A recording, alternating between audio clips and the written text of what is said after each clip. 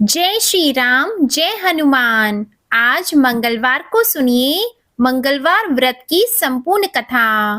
प्रेम से बोलिए मंगल देव और हनुमान जी की जय। मंगल देव और हनुमान जी की कृपा आप पर और आपके पूरे परिवार पर सदा बनी रहे।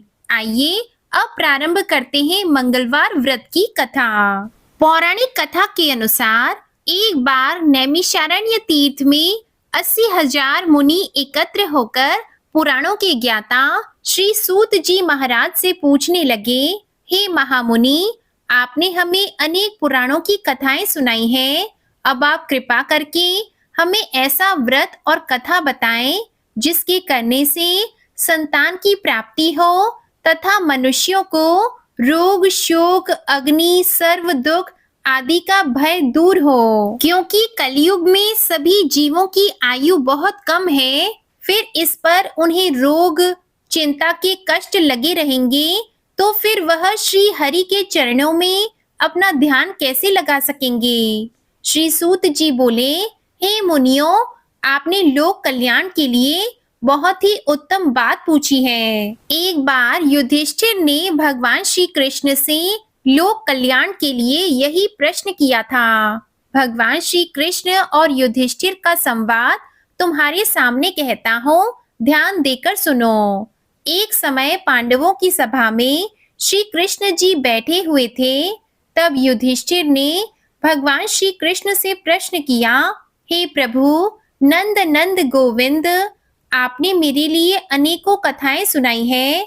आज आप कृपा करके ऐसा व्रत या कथा सुनाएं जिसके करने से मनुष्य को रोग, चिंता का भय समाप्त हो और उसको पुत्र की प्राप्ति हो। हे प्रभु, बिना पुत्र के जीवन व्यर्थ है।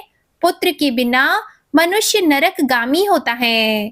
पुत्र के बिना मनुष्य पितृ ऋण से छुटकारा नहीं पा सकता और ना ही उसका पुन्नग नामक नरक से उद्धार हो सकता है। अतः पुत्रदायक व्रत बताएं। श्री कृष्ण भगवान बोले, हे राजन, मैं एक प्राचीन इतिहास सुनाता हूँ, आप उसे ध्यान पूर्वक सुनो। कुंडलपुर नामक एक नगर था, उसमें नंदा नामक एक ब्राह्मण रहता था। भगवान की कृपा से उसके पास सब कुछ था, फिर भी वह दुखी था। इसका कारण यह था कि ब्राह्मण की स्त्री सुनंदा के कोई संतान नहीं थी। सुनंदा पतिव्रता थी, भक्ति पूर्वक श्री हनुमान जी की आराधना करती थी। मंगलवार के दिन व्रत करके अंत में भोजन बनाकर हनुमान जी का भोग लगाने के बाद स्वयं भोजन करती थी। एक बार मंगलवार के दिन ब्राह्मणी गृह कार्य की अधिकता के कारण हनुमान जी को भोग ना लगा सकी, तो इस पर उसे बहुत दुख हुआ। उसने कुछ भी नहीं खाया और अपने मन में प्रण किया कि अब तो अगले मंगलवार को ही हनुमान जी का भोग लगाकर अन्न जल ग्रहण करेगी। ब्राह्मणी सुनंदा प्रतिदिन भोजन बनाती, श्रद्धा पूर्वक पति को खिलाती, परंतु स्वयं भोजन नहीं करती और मन ही मन श्री हनुमान जी की आराधना करती थी। इसी प्रकार 6 दिन गुजर गए और ब्राह्मणी सुनंदा अपने निश्चय के अनुसार भूखी प्यासी निराहार रही और अगले मंगलवार को ब्राह्मणी सुनंदा प्रातः काल ही बेहोश होकर गिर पड़ी। ब्राह्मणी सुनंदा की असीम भक्ति के प्रभाव से श्री हनुमान जी बहुत प्रसन्न हुए और प्रकट होकर बोले, सुनंदा, मैं तेरी भक्ति से अति प्रसन्न हूँ, तो उठ और वर मांग। सुनंदा अपने आराध्य देव श्री हनुमान जी को देखकर आनंद की अधिकता से विह्वल होकर श्री हनुमान जी के चरणों में गिरकर बोली, हे प्रभु, मेरी कोई संतान नहीं है, कृपा करके मुझे संतान प्राप्ति का आशीर्वाद दें, आपकी अति कृपा होगी। श्री महावीर जी बोले, तेरी इच्छा पूर्ण होगी, तेरे एक कन्या उत्पन्न होगी, उसके अष्टांग प्रतिदिन सोना दिया करेंगे। इस प्रकार कहकर श्री महावीर जी अंतर ध्यान हो गए। ब्राह्मणी सुनंदा बहुत हर्षित हुई और सभी समाचार अपने पति से कहा। ब्राह्मण देव कन्या का वरदान सुनकर कुछ दुखी हुए, परंतु सोना मिलने की बात सुनी तो बहुत प्रसन्न हुए विचार किया कि ऐसी कन्या के साथ मेरी निर्धनता भी समाप्त हो जाएगी। श्री हनुमान जी की कृपा से वह ब्राह्मणी गर्भवती हुई और 10वें महीने में उसे बहुत ही सुंदर पुत्री प्राप्त हुई। यह बच्ची अपने पिता के घर में ठीक उसी तरह से बढ़ने लगी जिस प्रकार शुक्ल पक्ष का चंद्रमा बढ़ता है। 10वें दिन ब्राह्मण ने उस बालिका का नामकरण संस्कार कराया। उसके कुल पुरोहित ने उस बालिका का नाम रत्नावली रखा, क्योंकि यह कन्या सोना प्रदान किया करती थी। इस कन्या ने पूर्व जन्म में बड़े ही विधान से मंगल देव का व्रत किया था। रत्नावली का अष्टांग बहुत सा सोना देता था। उस सोने से नंदा ब्राह्मण बहुत ही धनवान हो गया। अब ब्राह्मणी भी बहुत अभिमान करने लगी थी।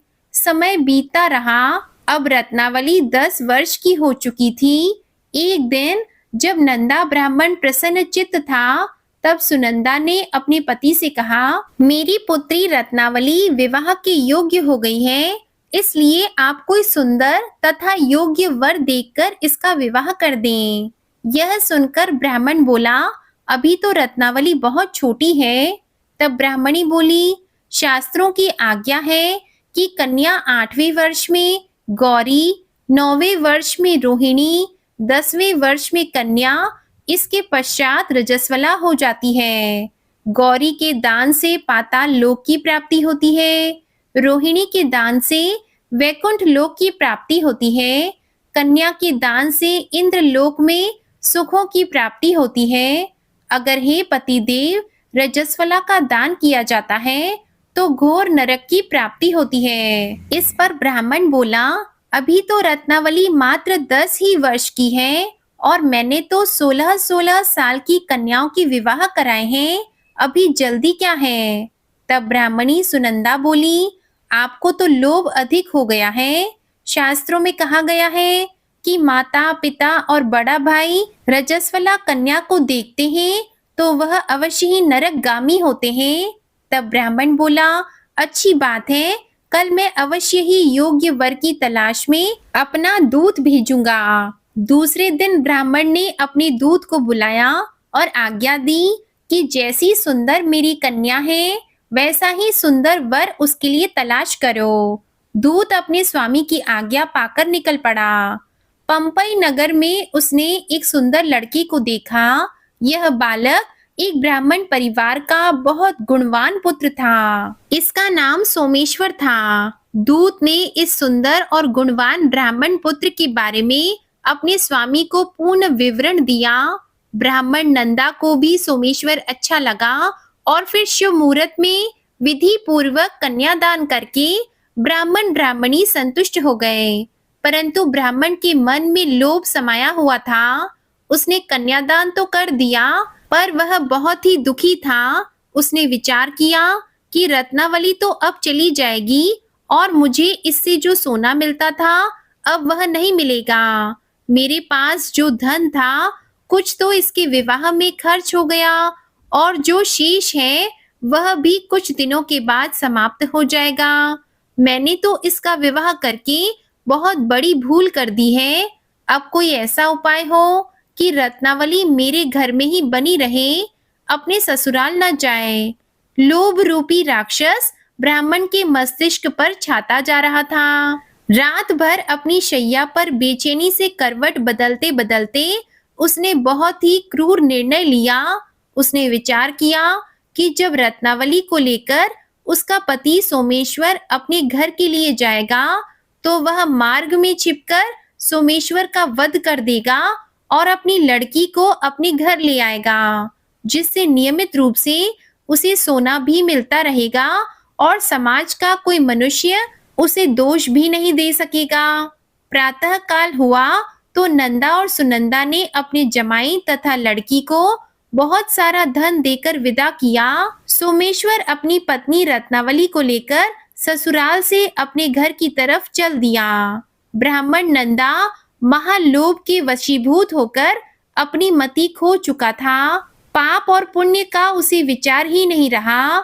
अपने भयानक और क्रूर निर्णय को कार्य रूप देने के लिए उसने अपने दूत को मार्ग में अपने जमाई का वध करने के लिए भेज दिया था, ताकि रत्नावली से प्राप्त होने वाला सोना उसे हमेशा मिलता रहे और वह कभी निर्धन ना हो।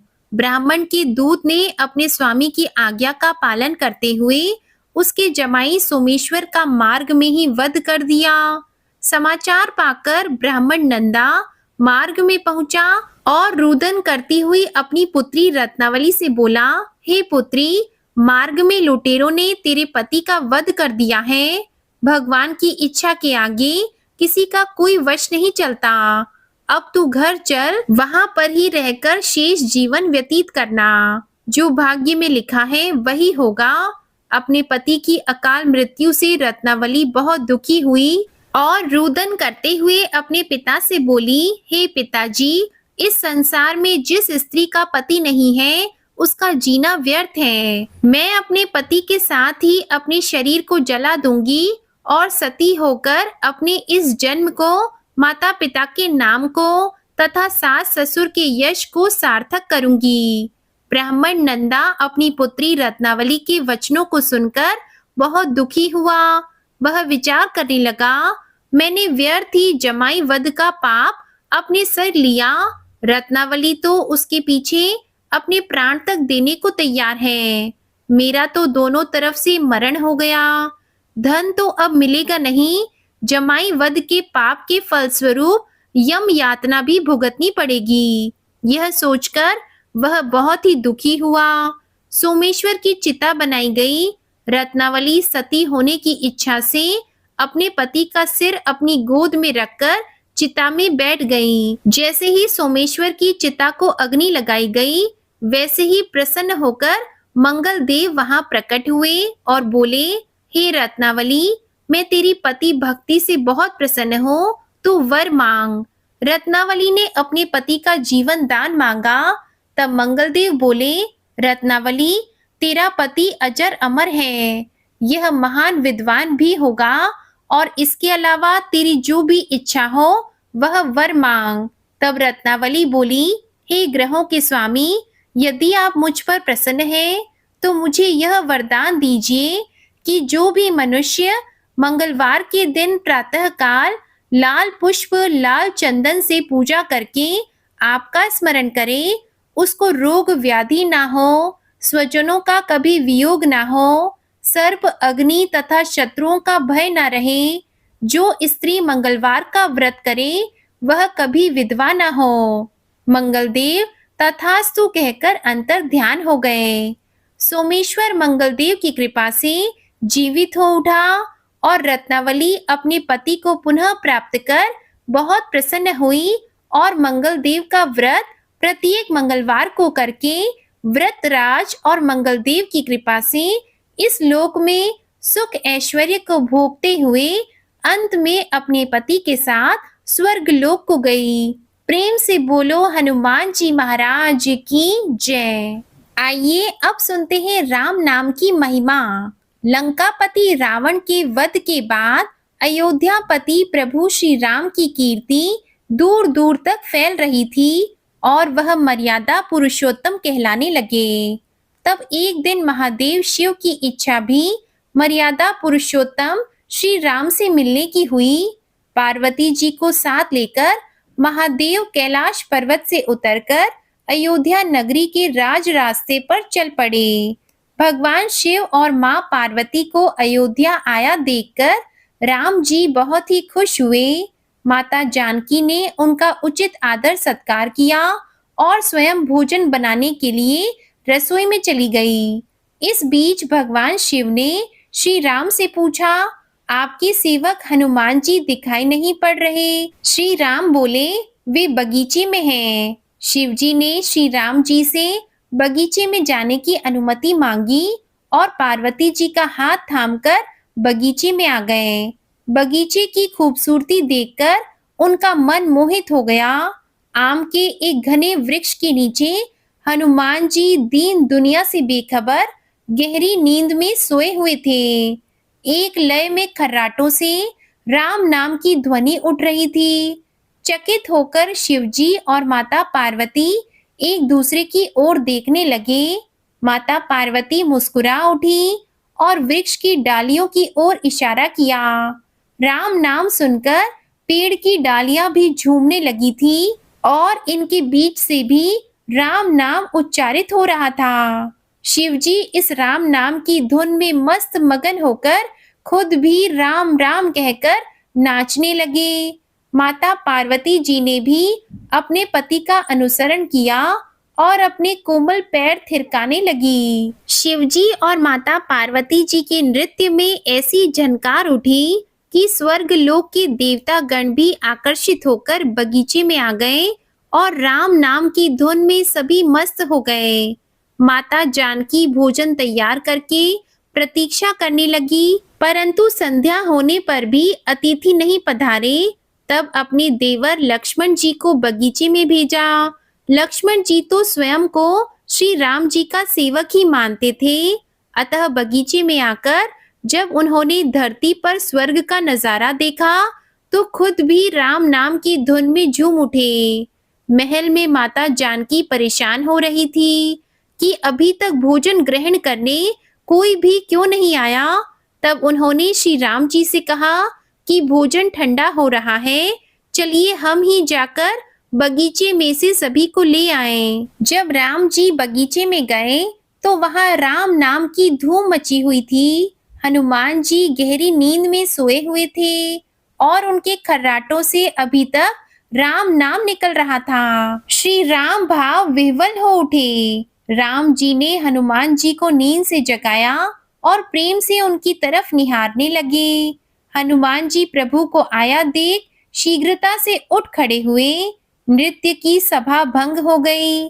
शिव जी खुले कंठ से हनुमान जी की राम भक्ति की सराहना करने लगे। हनुमान जी सकुचाए लेकिन मन ही मन खुश हो रहे थे कि श्री सिया राम ने भोजन करने का आग्रह भगवान शिव जी से किया। सभी लोग महल में भोजन करने के लिए चल पड़े। माता जानकी भोजन परोसने लगी। हनुमान जी को भी श्री राम जी ने पंक्ति में बैठने का आदेश दिया। हनुमान जी बैठ तो गए, परंतु आदत ऐसी थी कि राम जी के भोजन करने के उपरांत ही सभी लोग भोजन करते थे। आज श्री राम के आदेश से पहले भोजन करना पड़ रहा था। माता जानकी हनुमान जी को भोजन परोसते जा रही थी, पर हनुमान जी का पेट ही नहीं भर रहा था। सीता जी कुछ समय तक तो उन्हें भोजन परोस रही थी, फिर समझ गई कि इस तरह तो हनुमान जी का पेट नहीं भरेगा। उन्होंने तुलसी के पत्ते पर राम नाम लिखा और भोजन के साथ हनुमान जी को परोस दिया। तुलसी पत्र खाते ही हनुमान जी को संतुष्टि मिली और वह भोजन खाकर उठ खड़े हुए। भगवान शिव शंकर ने प्रसन्न होकर हनुमान जी को आशीर्वाद दिया कि आपकी राम भक्ति युगों युगों तक याद की जाएगी और आप संकट मोचन कहलाएंगे। तो प्रेम से बोले शंकर भगवान की जय, संकट मोचन हनुमान जी की जय। आपको ये कथा पसंद आए तो इस वीडियो को लाइक करके चैनल भी सब्सक्राइब कीजिएगा और हमारे चैनल पर अन्य कथाओं को भी जरूर सुनिएगा। प्रेम से बोलिए जय श्री राम, जय हनुमान।